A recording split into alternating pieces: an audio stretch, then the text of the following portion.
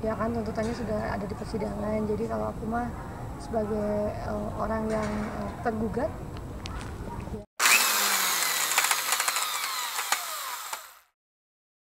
Sekarang lagi jadi permasalahan tuh seperti apa sih? Ya kan tuntutannya sudah ada di persidangan. Jadi kalau aku mah sebagai orang yang tergugat, ya kita menghargai proses persidangan. Kemarin udah ada panggilan yang pertama untuk mediasi. Sengaja aku datang ke sana. Aku juga sama menyiapkan waktu dari jauh-jauh hari supaya bisa cepat terselesaikan lah ya. Kan aku udah dari cerai kemarin aja aku nggak sudah benar-benar ikhlas lah menerima kenapa saya menggugat mantan suami saya. Itu alasannya sangat kuat. Ada hal yang tidak bisa ditolerir dalam rumah tangga ya, yang nggak bisa saya sebutkan. Saya masih menjaga aib mantan suami saya. Saya pikir dengan keikhlasan saya ikhlas. Akhirnya rumah tangga saya hancur gitu kan, karena perbuatannya dia. Saya nggak nuntut apapun, dan saya juga nggak ditinggalin apapun dari mantan suami saya. Dan saya pun berniat, ya udahlah, lillahi ta'ala, ini udah jalan hidup saya harus mencari nih jodoh yang sejati saya itu siapa gitu. Ini saya coba ngelangkah, coba bangkit. Ketika coba bangkit kemarin langsung ada covid kan, jadi keuangan pun sempat goyang, dan aku posisinya di situ udah sendiri gitu kan. Aku perempuan loh gitu, perempuan, terus aku juga tulang punggung keluarga. Ya gimana caranya aku harus tetap fight lah menghadapi ini semua. Kita udah terbatas, kerjaan kemana-mana terbatas, hati juga masih carut marut. Ya salah satunya yang bisa nyembuhin diri kita sendiri ya diri kita sendiri. Ketika aku cuma mulai melangkah untuk mengembalikan lagi semangat hidup aku, itu proses sidang masih panjang tuh. Pernah satu ketika mantan suami saya itu ngajak rujuk gitu kan. Aku pikir mungkin dia berniat untuk memperbaiki kegagalannya. Bentar, ini ada apa di mata? Ada apa? Ada bulu mata. Ya Allah, ya Rob. Saya pikir kan kemarin dia pernah mau rujuk katanya, sempat ngomong sama orang tua saya juga. Dan saya yakin karena saya ngedengar dari teman-teman dekat saya, keluarga saya, bahwa dia masih mencintai saya, nggak bisa hidup tanpa saya. Bahkan dia sempat ngasih foto dia mau ngeginiin pisau, ada fotonya. Jadi aku juga kayak ya udahlah, masukan dari teman. Walaupun saya tadinya udah kuat banget kekeh kan pengen bercerai gitu, apakah ini memang dia masih jodoh aku gitu. Aku masih ngasih kesempatan pada saat proses sidang itu bulan Februari kemarin. Aku coba dengerin kesungguhan dia, katanya mau berusaha untuk lebih baik lagi dan segala macam. Tapi ternyata ketika saya sudah membuka hati lagi, saya ngasih kesempatan dari bulan Februari ke Maret tuh tiap hari aku istiqoroh. Ya mungkin dia juga tahu, dia juga ngeliat, terus teman-teman tim juga ngeliat gitu. Aku banyak meminta sama Allah untuk petunjuknya gitu kan. Tiba-tiba malah ditunjukin fakta-fakta baru yang memang aku juga ya cukup tercengang lah gitu. Ternyata dia pas ketika nggak sama aku tuh ternyata tidak seperti yang dia tampilkan gitu loh. Dia yang katanya nggak bisa hidup tanpa aku, dia yang aku katanya rumahnya dia. Kalau aku nggak ada dalam hidupnya tuh dia kayaknya nggak punya tempat buat pulang dan segala macam yang membuat saya terenyuh gitu. Sampai dia bilang saya akan berusaha, saya akan nunjukin jadi suami yang bertanggung jawab, yang lebih baik. Dia bilang seperti itu. Makanya saya percaya aja. Bahkan orang tua saya juga, saya coba meyakinkan mereka, enggak mah, mudah-mudahan dia berubah. Tapi ternyata ketika saya mencoba fokus ke diri dia malah fokus kepada orang lain. Ternyata sudah ada perempuan lain pada saat itu gitu yang mungkin dia kejar. Dia juga mungkin ya masih malu-malu untuk menunjukkan sosok perempuan ini yang katanya memang ya perempuan yang menyukai hobi yang sama, tapi masih punya ikatan katanya dengan yang lain. Saya juga nggak mau tahu ya masalah itu.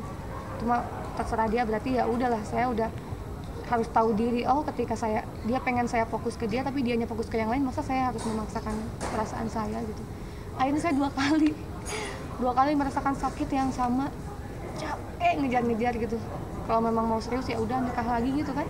Perempuan cuma minta itu, aku cuma minta itu sama dia, tapi dia terus ngulur-ngulur waktu, terus menghindar, bahkan pergi-pergian seperti itu. Akhirnya saya udah mundur, saya udah pamit sama orang tuanya dia yang laki-laki yang perempuan dengan baik-baik, dengan menunjukkan ini alasan-alasannya. Tiba-tiba ketok palu lah pada bulan Maret. Sebulan setelah itu dia melayangkan surat gugatan Gonogini. Nah pada saat dia mau balik sama saya di bulan sebelum ketok palu itu sempat dia ngasih syarat sama aku. Ya udah kalau kita mau balik lagi pun rujuk katanya, tapi kamu harus menyelesaikan dulu Gonogini kita. Aku sempat kaget, hah? Kita mau balik tapi dia nuntut Gonogini ke aku juga sempat kaget, ini kenapa, ada apa gitu kan. Aku pikir mungkin dia cuma pengen pengen tahu aku aja kalau aku digituin seperti apa. Aku pikir kan kayak gitu, tapi ternyata bener, dia benar-benar ngelayangin gugatan Gonogini terhadap harta yang saya miliki gitu. Ya shock ya, sedih juga iya, nggak nyangka juga iya gitu. Banyak banget kerugian yang saya terima sebenarnya. Saya harus menerima perceraian, saya harus menerima menjadi janda, saya harus menerima hidup mandiri kembali dari nol. Saya harus menerima semua sakit hati yang saya bawa ketika saya berumah tangga. Dan saya rela, ikhlas, tidak menuntut sedikit apapun dari harta yang mantan suami saya miliki. Saya tidak mengganggu sedikit pun. Saya sudah melakukan seperti ini, tiba-tiba mantan suami saya meminta hak 50% atas harta saya. Jadi ya, mungkin hati perempuan di luar sana mungkin kalau ada yang merasakan hal yang sama mungkin bisa merasakan gitu. Gimana caranya aku bisa tegar, berdiri, dan menghadapi ini semua gitu.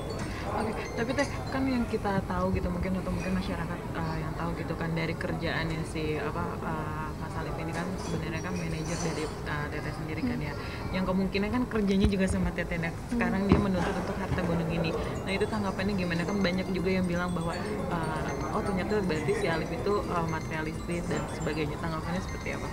Awal mula dulu pas waktu kita pacaran ya, dia adalah sosok yang tanggung jawab dan segala macam gitu. Dia pernah waktu itu sempat membantu aku bayar kosan walaupun nggak selamanya gitu kan. Beberapa kali dia bantu keuangan aku. Pada saat itu aku jadi penyanyi dangdut keliling, dia udah tahu nih aku udah bisa ngasilin uang juga pada saat itu kan, karena dia udah tahu potensi aku bakal jadi orang yang sukses, aku bakal jadi orang yang bisa membangun karir aku.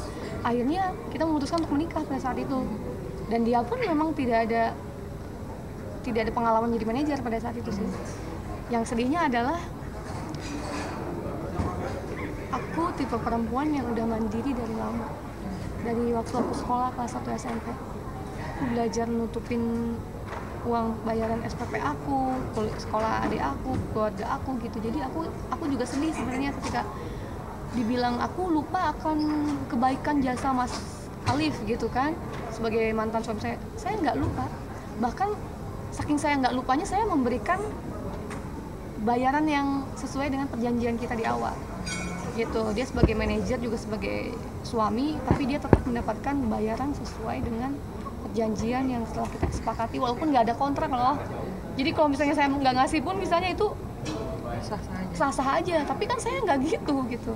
Saya kasih dia 20% setelah saya potong operasional, kebutuhan bayar make up, bayar soundman. Jadi udah ada pos-posnya nih, saya udah bayar soundman, make up, asisten, bayar stylist. Jadi Mas Alif tuh cuma bantu aku untuk nge-manajerin aja di acara, kontrak-kontrak dan segala macam. Kalau satu ketika nih pernah nggak ada soundman, Mas Alif bisa tuh bantuin aku untuk nge-soundmanin di acara. Jadi salah banget kalau misalnya dia bilang bahwa semua kerjaan aku yang pegang gitu. Ya dia juga manusia, pasti ada kekurangannya lah.